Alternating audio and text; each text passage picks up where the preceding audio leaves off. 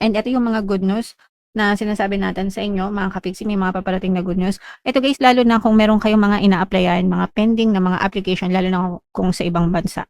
Pero kung hindi naman sa ibang bansa, okay lang guys, applicable pa rin yan sa inyo. Pero dadating sa inyo yung inaantay nyo. So mag-tiis lang kayo ng konti mga kapiksi kasi it's already on its way. Kailangan maging tapat kayo and loyal kayo sa mga hinihiling nyo. Yung iba sa inyo makakabingwit ng mga magagandang kontrata at mga magagandang transaction, mga magagandang offer yung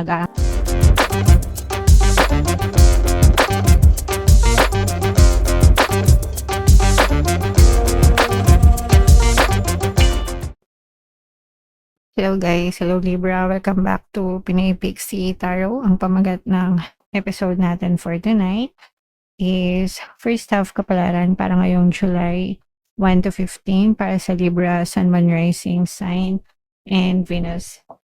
So, punahin natin tong deck na to. Ito yung mga angel message or mga paparating sa inyo guys.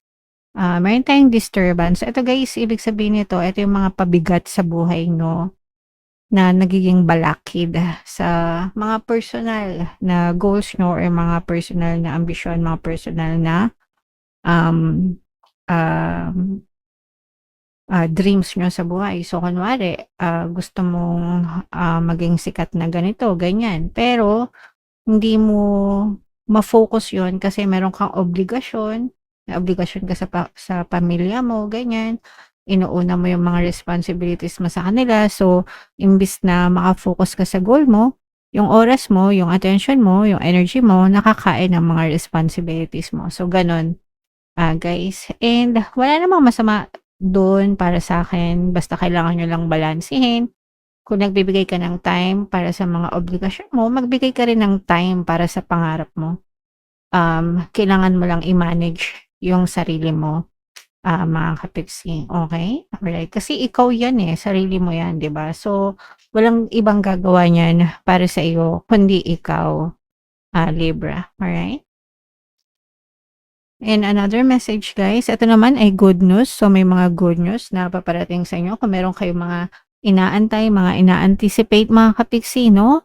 I-welcome mo yan kasi paparating na yan sa inyo, Libra. Okay? Alright. And another message naman sa inyo, Libra. Wow, ito naman ay tawag dito, pagtatanim, no? Ibig sabihin nito guys, makakita kayo, kumbaga parang nagsisimula na kayong magtanim, ng effort, no? Ng mga, um, para sa buhay mo, para sa pangarap mo, kung ano man yung mga personal goals and dreams mo. And dapat yan guys, everyday, no, gumigising kayo, binibigyan kayo ng chance ng universe para magtanim ng mga binhi, no? Para sa mga pangarap nyo. So, wag nyong sayangin. Wag kayong magsayang ng araw na palagi nagrereklamo sa buhay, palagi nagwo-worry, palagi nag-i-stress. Kasi kapag ka ganun palagi yung ginagawa nyo araw-araw, hindi rin kayo makakalampas sa mga stress nyo. So, dun kayo mag-focus dun sa mga bagay na gusto nyo, sa mga bagay na gusto nyong maranasan. Kasi yung mga tinatanim nyo ngayon, yan yung magiging resulta ng buhay nyo in the future. So, always focused lang kayo sa present. Anong tinatanim mo ngayon, 'di ba? Anong inaalagaan mo ngayon. So, yun guys, okay? Right. So, yeah, comment down below. Ito guys, i-mind nyo na tong mga good news na to. Ito naman ay sa love guys. Tingnan naman natin. Love message or love advice. Wow, the one you seek is also seeking you. And though the timing may not be clear, the meeting of your souls is inevitable and will come when you least expect it. So, yung taong hinahanap mo, ito guys, mag-resonate ito sa mga single, sa mga naghahanap ng relasyon. Yung, kung naghahanap ka ng the one, yung person mo naghahanap din siya ng the one. So, the universe will move you towards one another. Kung kailan hindi natin alam, pwede ngayong July, di ba? Malay mo. But you just have to keep on praying, guys. Pagdasal nyo yan. Importante na pinagdadasal yung relasyon para mapunta kayo sa tamang tao, mga kapiksi. And your souls will meet in the way you least expect it. Just focus. guys, no? O giving yourself love and light para ma-attract nyo yung tamang person para sa inyo, guys. Okay? Alright. So, yeah. Comment down below, Libra, if feeling nyo nakaresonate kayo dyan. So, ito na yung ating deck. Hanapin natin yung energy ng Libra, guys. Habang sinushuffle ko to, panoorin nyo muna yung video natin regarding sa ating paano mag-manifest ng abundance video course. Kapiksi, sawa ka na ba sa mga struggles at hirap sa buhay mo? Masipag ka ba at masikap sa buhay ngunit hindi ka pa rin umaasenso? Ilang beses ka na bang nag-attempt mag-negosyo at mag-invest pero palagi ka pa rin nalulugi? Sa pagkakataon na ito ay maaaring may subconscious beliefs ka na nagiging balakid sa iyong pag-unlad at pagyaman. Introducing, paano mag-manifest ng abundance video course. Dito ay matututunan mong ma-overcome ang mga balakid mo para tuluyan ka ng umunlad, umasenso, sumagana, maging matagumpay, successful at maswerte sa iyong kabuhayan, pera, trabaho, negosyo, salapi at kaperahan ng bonggang-bongga. Dali, mag-send na ng email sa pinoypixie@gmail.com at simulan na ang iyong pagyaman ngayon. Alright, so sa lahat ng gusto mag-avail ng course, guys, naka-flash sa screen nyo yung mga available courses dito sa ating channel. Sa lahat ng interesado, guys, mag-send lang kayo ng email sa pinoypixie@gmail.com. And sa mga naghahanap ng pampaswerte, guys, meron tayo money shaker chart yan, guys. Super liit na bote, pero super effective, super powerful. At saka ito, guys, ang dami ng sumakses dyan, kaya wag na kayo magpahuli sa mga interesado, guys. Ito yung ating WhatsApp number. I-chat nyo lang ako dito, mga kapixie. So, Libra, kayo ay represent ng King of Swords. Meron tayong presence dito, guys, ng water sign, Cancer, Pisces, Scorpio. For some of you, maaaring may water element kayo sa inyong natal chart, or you may be dealing with another water sign. This is both positive and negative, guys. Ito, nakikita natin na yung mga negative dito, guys, is may mga opportunities na dadating sa inyo, pero pagsisisihan nyo to kapag hindi kayo kumilos, no? Kapag hindi kayo kumilos, kumbaga parang lilipas lang yung opportunity sa inyo, dadaan lang. Kapag hindi kayo umaksyon, guys, pagsisisihan nyo to ng bongga. Kapag may dumadating na opportunities, ibig sabihin, sinasagot ni universe yung mga dasal nyo, kasi yun yung paraan ni universe sa pagsagot sa mga dasal. Pero, nagdadasal ka nga, dumating nga yung opportunities, hindi ka naman kumilos, di ba? Parang engot lang.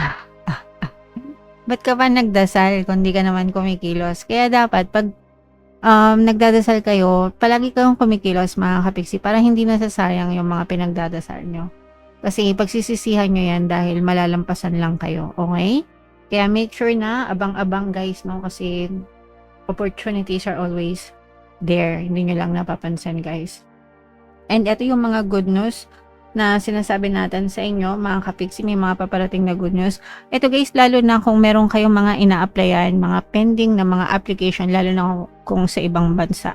Pero kung hindi naman sa ibang bansa, okay lang, guys. Applicable pa rin yan sa inyo. Pero dadating sa inyo yung inaantay nyo. So mag-tiis lang kayo ng konti, mga kapiksi, kasi it's already on its way. Kailangan maging tapat kayo and loyal kayo sa mga hinihiling nyo. Yung iba sa inyo makakabingwit ng mga magagandang kontrata at mga magagandang transaction, mga magagandang offer yung nag-aantay sa inyo. Actually, guys, no? And kung meron kayong mga nilalakad, guys, magiging pabor sa inyo yung sitwasyon. It's working in your favor, guys. Kaya wag nyong bitawan yung mga yan. Magiging pabor sa inyo palagi yung resulta na mga kapiksi. Okay? Alright. Ito, guys, no, nakikita natin nagiging very unstoppable kasi yung iba sa inyo, nakaka-recover naman kayo sa buhay nyo, no? Ibig sabihin, nakakabawi kayo. Ito yung pagbawi time para sa inyo. And yung iba kilos lang ng kilos. Parang wala kayong sinasayang na oras, pagkakataon, mga kapiksi, no? So, ganun dapat, no? Dapat kumikilos kayo, uma-action kayo kasi nga, kung hindi nyo actionan, di ba? Sabi ko, lilipas lang yan. So, dapat ganito talaga na palagi kayong ready to take action. And yung nakikita natin dito is unti-unting bumabangon ulit yung inyong kabuhayan. Nafi-fix nga, guys, no? Nafi-fix nyo yung inyong pamumuhay. Ibig sabihin, naaayos nyo ulit yung pamumuhay nyo. Nakaka-recover kayo. Kung meron kayong mga sakit or karamdaman, maaring naghihilom din kayo, gumagaling. Pero, guys, pagdating sa health, no? palagi yang ikonsulta sa mga doktor manggagamot kasi sila yung makakapagbigay sa inyo ng tamang diagnosis, karampatang lunas at mga tamang gamot. So, alagaan nyo yung kalusugan nyo pa rin, guys. Okay? Alright. So, what else? Tingnan pa natin. Wow. So, eto guys, nakikita natin. Eto sa mga may negosyo, may mga business, lalong nagpo-prosper yung mga business nyo, mas nagiging matatag. Actually guys, parang mabilis nga, no? Kung let's say, kakatayo nyo pa lang ng business nyo or nagsimula kayo mag-online selling or nagbenta-benta kayo ng mga paninda sa village nyo, yan, ganyan.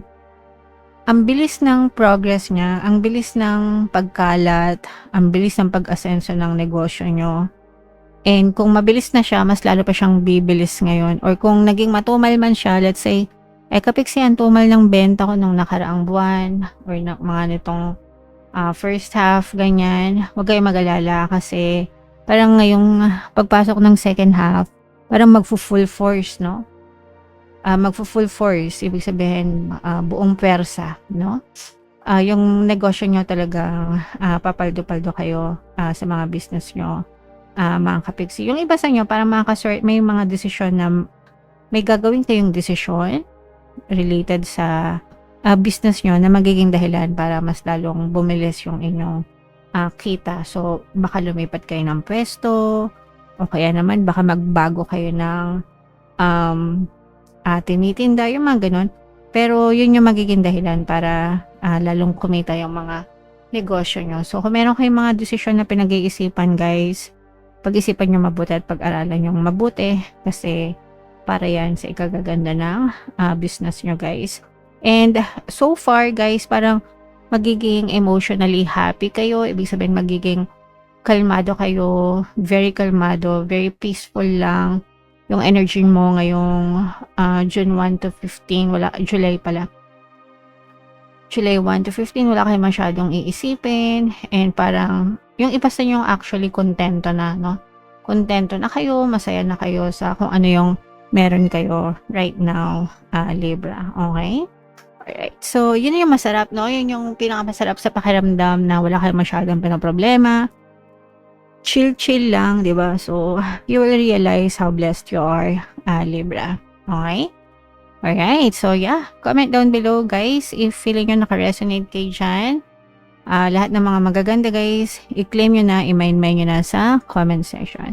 And for more tarot readings, ito yung playlist nyo, guys. Ito naman yung ating success stories ng paano mag-manifest ng abundance video course. Panoorin itong video natin, guys, about money shaker jars. Thank you for liking, sharing, and subscribing.